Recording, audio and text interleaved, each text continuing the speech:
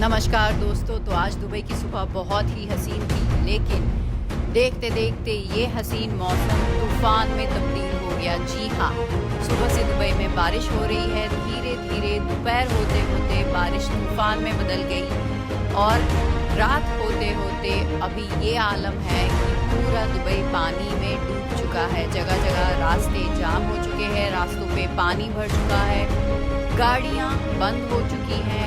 रात होने के बावजूद अभी भी लोग सड़कों पे फंसे हुए हैं और अपने घर नहीं पहुंचे। कहा जा रहा है आने वाले 3 दिनों तक यही हालात रह सकते हैं दुबई के। साथ ही दुबई के आसपास के यूएई के दूसरे शहरों में भी यही हालात है।